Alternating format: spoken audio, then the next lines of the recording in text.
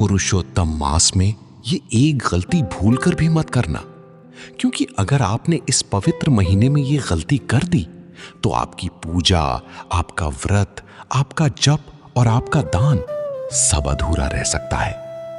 क्या आपको पता है, देवताओं ने भी जिस महीने को सबसे पवित्र कहा वही है पुरुषोत्तम मास। ये वो समय है जब भगवान विष्णु स्वयं पृथ्वी पर भक्तों की भक्ति को देखते हैं। इस महीने में किया गया छोटा सा पुण्य भी कई गुना फल देता है, लेकिन इसी महीने में की गई छोटी सी भूल भी जीवन में रुकावटें बढ़ा सकती है। हे प्रिय भक्त, आज भगवान विष्णु आपको एक ऐसी बात बताना चाहते हैं जिसे बहुत लोग समझ ही नहीं पाते। लोग सोचते हैं कि केवल व्रत रखने से, मंदिर जाने से, कथा सुनने से या दीपक जलाने से भगवान प्रसन्न हो जाते हैं, लेकिन सच्चाई इससे कहीं गहरी है।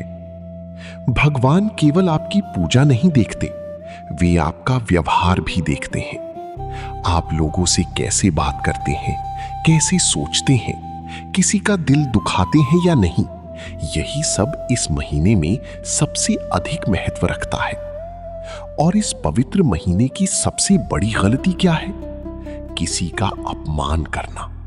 हाँ, किसी गरीब का मजाक उड़ाना, किसी स्त्री को कठोर शब्द कहना, माता पिता की अवहेलना करना, किसी भूखे को देखकर भी अनदेखा कर देना या किसी के दिल को चोट पहुंचाना। पुराणों में इसे बहुत बड़ा दोष बताया गया है। भगवान विष्णु कहते हैं, जिस मन में अहंकार और कटु वचन बसे हों, वहां मेरी कृपा अधिक समय तक नहीं ठहरती।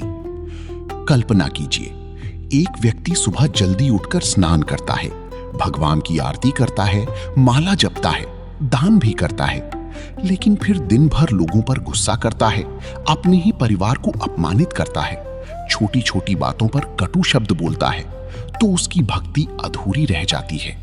हे भक्त, पुरुषोत्तम मास केवल पूजा का महीना नहीं है, ये अपने मन को बदलने का महीना है, अपने अंदर की क्रोध को शांत करने का महीना है, अपने अहंकार को मिटाने का महीना है।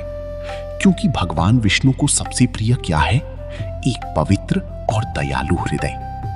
याद रखिए, भगवान को बड़ी भोग से उतनी खुशी नहीं मिलती जितनी किसी भूखे को भोजन कराने से मिलती है। उन्हें बड़ी मंदिरों से उतनी प्रसन्नता नहीं होती जितनी किसी रोते हुए इंसान को सांत्वना देने से होती है। इसलिए इस पूरे महीने अपने शब्दों पर ध्यान रखिए। किसी को अपशब्द मत कहिए, किसी का अपमान मत करिए, किसी की मजबूरी पर मत हंसिए, क्योंकि कभी कभी इंसान की जुबान ही उसका भाग्य बदल देती है। कटु वचन घर में अशांति लाते हैं और मीठे शब्द घर में लक्ष्मी का प्रवेश करवाते हैं। पुराणों में एक कथा आती है। एक व्यक्ति पूरे नियम से व्रत करता था, लेकिन उसे हमेशा क्रोध आता था। वो लोगों का अपमान करता था। धीरे धीरे उसके जीवन में परेशानियां बढ़ने लगी, घर में तनाव रहने लगा, धन रुक गया, मन अशांत हो गया। एक दिन उसने एक संत से पूछा, मैं इतनी पूजा करता हूं, फिर भी मेरे जीवन में दुख क्यों है? संत ने मुस्कुराकर कहा, तुम भगवान को फूल चढ़ाते हो, लेकिन लोगों को कांटे देते हो। ये सुनकर उस व्यक्ति की आंखें भर आईं। उसे समझ आ गया कि केवल पूजा नहीं, व्यवहार भी पवित्र होना चाहिए। उस दिन के बाद उसने लोगों से प्रेम से बात करना शुरू किया, गरीबों की मदद की, क्रोध कम किया और धीरे धीरे उसका जीवन बदलने लगा। हे भक्त, यही पुरुषोत्तम मास का असली संदेश है। यदि आप चाहते हैं कि भगवान विष्णु की कृपा आपके घर पर बनी रहे, तो इस महीने 3 बातों का विशेष ध्यान रखिए। पहली बात, किसी का अपमान मत करिए। दूसरी बात, क्रोध पर नियंत्रण रखिए। तीसरी बात, जितना हो सके प्रेम और दया बांटिए। यदि कोई गरीब दिखे तो उसकी सहायता करिए। यदि कोई दुखी दिखे तो उसे सांत्वना दीजिए। यदि कोई गलती करे तो उसे क्षमा कर दीजिए।